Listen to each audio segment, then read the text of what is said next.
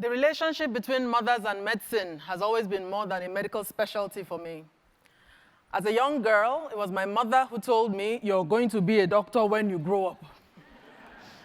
I considered rebelling with a career in economics, as I was great in mathematics, but in the end, I wanted to devote my life to infants and not inflation.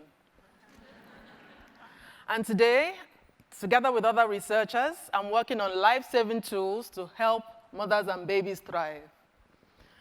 The medical community now knows the time to start caring for a child isn't when they're born, it is before, in their mother's wombs, during pregnancy. But as we all know, when a woman is pregnant and poor, there are many barriers to getting antenatal care. It's hard to access, and if you do, there's a good chance it will be of low quality. There are two promising interventions that can make a difference in these scenarios. The first tool centers on fighting malnutrition. If a mother is malnourished, her baby is as well.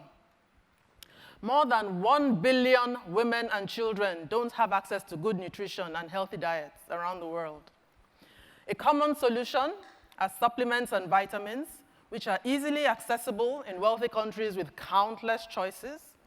But in low and middle-income countries, there are limited options. And the few supplements that are available are costly and still lack all the necessary nutrients to fight malnutrition.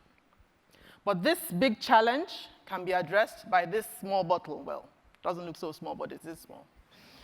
Multiple micronutrient supplements, or MMS, are an intervention that could help millions of pregnant women. They contain 15 essential vitamins and minerals, including folic acid and iron. They are easy to use, low cost, and ready to scale. Most importantly, they work. In current studies, MMS significantly reduces the risk of low birth weight by 12% and very low birth weight by 22%, both of which are factors in infant deaths today. In today's world, we ask women to take iron folic acid tablets, which are poorly tolerated, often thrown away, and address only 2 nutrients. In my country, Nigeria, and others, including Pakistan and Ethiopia, researchers are working hard to bring this support to all pregnant women. Make no mistake, these supplements represent more than just help. They also represent hope, because a solution is finally being tailored to solve malnutrition in communities that were overlooked for far too long. Interventions that address nutrition during pregnancy need an assessment of the pregnancy itself, and the tool that helps us do this is the ultrasound. But for many who are pregnant in poverty, the nearest ultrasound is far away from their homes if it's there at all. And standard ultrasound systems are expensive, can't travel outside of the clinic, and require trained or certified technicians, radiologists, or obstetricians to operate them. But that could all change thanks to this second innovation in my hands. It's a handheld, portable ultrasound machine. As you can see, it's about the size of a phone or water bottle, and it plugs into smartphones. Images can be captured with the handheld probe and sent to other medical professionals for a review through a simple app. And most importantly, because of its portability, this device can be used outside of the clinic, reaching even the most remote patients. And they're about 1/20th the price of a regular ultrasound. They're also aided by AI, which means you don't have to be a fully trained radiologist or obstetrician to figure out how to use it. You sweep the probe along the woman's belly, and the AI does the rest. I mean, I heard even Bill learned to do it the other day.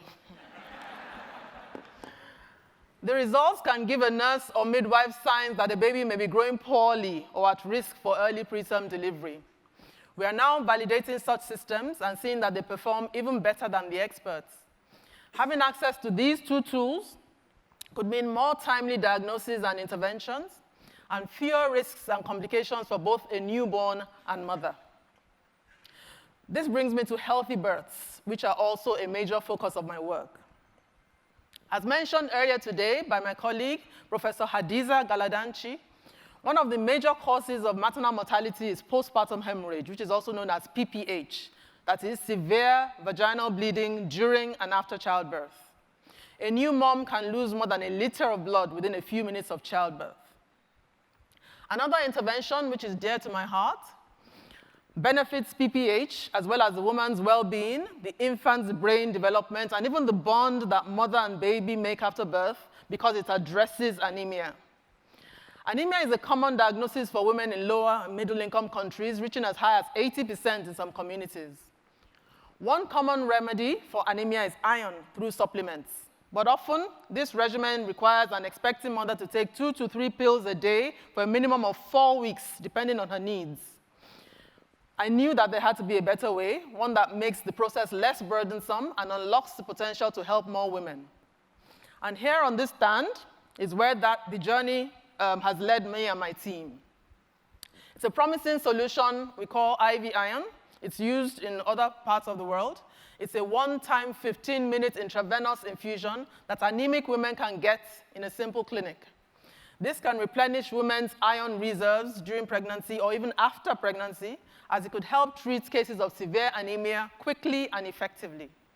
And for women with anemia due to a lack of iron, it can give the body all the iron the baby will use.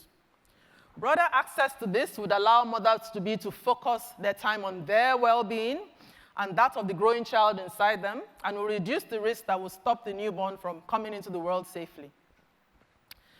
Yet another innovation to ensure healthy births helps track a mother and her fetus's status and vital signs.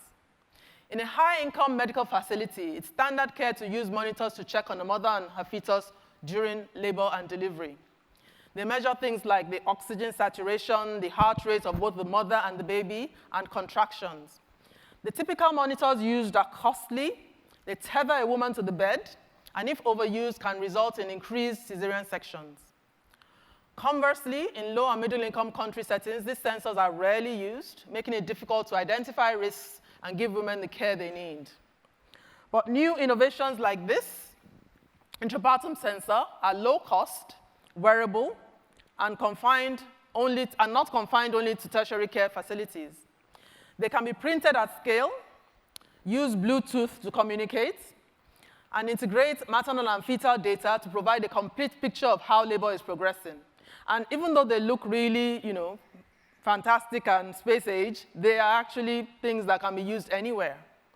Especially where births are shifting from homes to facilities, these help my colleagues and me understand which women may need referral to a higher level of care. As more innovators work on this, we can imagine a world where we can bring these low-cost sensors to women at home or wherever they are outside of a hospital, using AI and the internet to keep doctors informed. It's inspiring to see new tools in research and testing that could have a huge impact on keeping mothers safe during childbirth. That is a world that excites me, and that is a world that mothers deserve.